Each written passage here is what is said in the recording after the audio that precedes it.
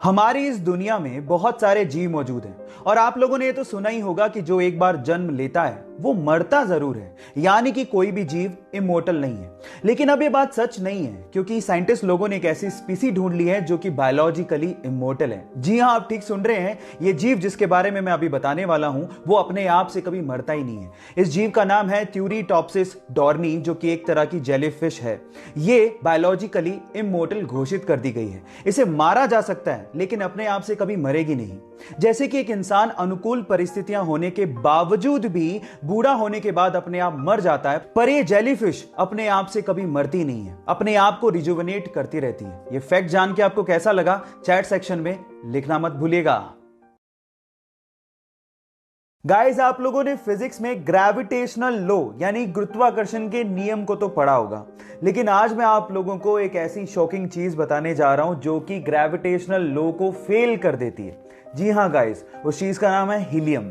Guys, जब आप helium को एब्सोल्यूट जीरो टेम्परेचर पे लिक्विड में कन्वर्ट करोगे तो वो लिक्विड एंटी ग्रेविटी की तरह काम करता है। आपको तो पता है कि ग्रेविटी में सारी चीज नीचे की तरफ आती है, लेकिन helium in a liquid state ऊपर की तरफ मूव करने लगता है। क्या हीलियम की इसके पहले तक ये प्रॉपर्टी आपको पता थी? और अगर नहीं पता थी तो चैट सेक्शन में लिखना मत भूलिएगा।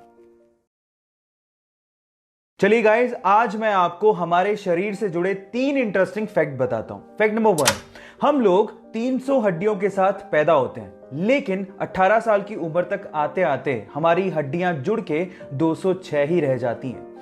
फैक्ट नंबर 2, आपके शरीर की 25% हड्डियां आपके पैरों में होती हैं। एंड फैक्ट नंबर 3, आपके हाथ के नाखून आपके पैर के नाखूनों से लगभग 4 गुना तेजी से बढ़ते हैं। क्या इसके पहले तक ये 3 इंटरेस्टिंग फैक्ट आप जानते थे? और अगर नहीं जानते थे तो चैट सेक्शन में लिखना मत भूलिएगा। गाइस, क्या आपने कभी सोचा है कि जब आप अपने हाथों को कुछ देर तक पानी में रखते हो तो वो ऐसे खुरदरे क्यों हो जाते हैं? डोंट वरी, मैं आपको बताता हूं। अच्छा, आपको ये तो पता होगा कि बहुत सारी ऐसी चीजें होती हैं जो बहुत चिकनी होती है और जिन पे ग्रिप बनाना बहुत हार्ड होता है, और इनफैक्ट पानी में तो ग्रिप बनाना और भी ज्यादा हार्ड होता है। इसीलिए आपकी बॉडी इतनी समझदार है कि पानी में आपके हाथों को वो खुरदरा कर देती है ताकि आप चीजों पे ग्रिप आसानी से बना सको। क्या आपकी बॉडी का ऐसा इंटेलिजेंट फिनोमिना आपको पहले पता था? और अगर नहीं पता था तो चैट सेक्शन में लिखना मत भूलिएगा। हमारी अर्थ प्लेनेट के पास तो एक ही चांद यानी कि मून है, ये तो आपको पता है। लेकिन अगर मैं आपसे सवाल पूछूं कि ऐसा कौन सा प्लेनेट है जिसके पास सबसे ज्यादा चांद है यानी कि मून है, तो आप क्या कहेंगे? शायद आप लोग जुपिटर का नाम लें, जिसके पास अभी तक 79 मून डिस्कवर हुए हैं। लेकिन आपकी नॉलेज अपडेटेड नहीं है। चलिए आपकी नॉलेज को मैं अपडेट कर देता हूं। एक्चुअली सैटर्न यानी कि शनि जुपिटर को पीछे छोड़ते हुए 82 मून्स के साथ नंबर 1 पोजीशन पे आ गया है, यानी कि शनि के पास 82 मून्स डिस्कवर किए गए हैं। क्या इसके पहले तक इफेक्ट आप जानते थे? और अगर नहीं जानते थे तो चैट सेक्शन में लिखना मत भूलिएगा। गाइस, आप लोगों ने फायर यानी कि आग को तो लगते देखा होगा। आग विजिबल होती है, जो कि आप अपनी खुली आंखों से देख सकते हैं। लेकिन गाइस, एक आग ऐसी होती है जो कि लगती है लेकिन दिखाई नहीं देती, जिससे जलन भी उतनी होती है। मैं अंदर की आग की बात नहीं कर रहा हूं, एक साइंटिफिक फैक्ट है बाय द वे। इस आग को हम लोग मिथेनॉल फायर कहते हैं, जो कि इनविजिबल होती है। जैसा कि आप इस वीडियो में देख भी पा रहे हैं कि लोग भाग रहे हैं क्योंकि उन्हें जलन हो रही है, लेकिन वो आग दिखाई नहीं दे रही। एक्चुअली नॉर्मल फायर और मिथेनॉल फायर में यही फर्क होता है कि मिथेनॉल फायर इनविजिबल होती है। एक्चुअली वो डे लाइट में नहीं दिखती, लेकिन रात में वो ब्लू कलर की दिखाई देती है। क्या आप लोग मिथेनॉल फायर के इस फैक्ट को जानते थे? और अगर नहीं जानते थे तो चैट सेक्शन में लिखना मत भूलिएगा। अगर मैं आप लोगों को 2 अलग अलग बर्तन में सेम क्वांटिटी में, एक में ठंडा पानी और दूसरे में गर्म पानी भर के दूं और आपसे सवाल पूछूं कि इन दोनों में से पहले बर्फ में कौन कन्वर्ट होगा, तो शायद आप लोग जवाब देंगे ठंडा पानी, क्योंकि गर्म पानी को पहले ठंडे पानी के लेवल तक आना होगा और उसके बाद वो बर्फ में कन्वर्ट होगा, जिसमें समय ज्यादा लगेगा। लेकिन साइंस ऐसा नहीं कहती। साइंस एक्सपेरिमेंट के हिसाब से गर्म पानी ठंडे पानी की तुलना में पहले बर्फ में कन्वर्ट होता है।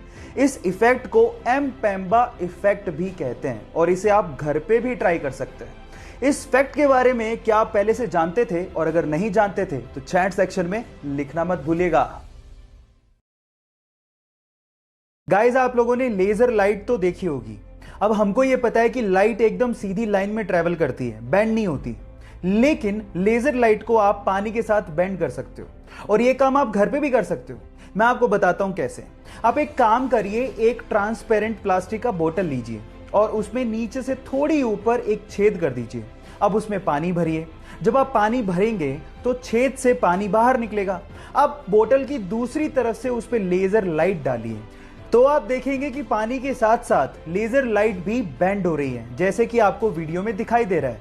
अब आप एक काम करिए, घर पे इस सिंपल से एक्सपेरिमेंट को करके देखिए और करने के बाद चैट सेक्शन में आके लिखिएगा कि आप इसमें सक्सेसफुल हुए कि नहीं। मिलते हैं अगली वीडियो में।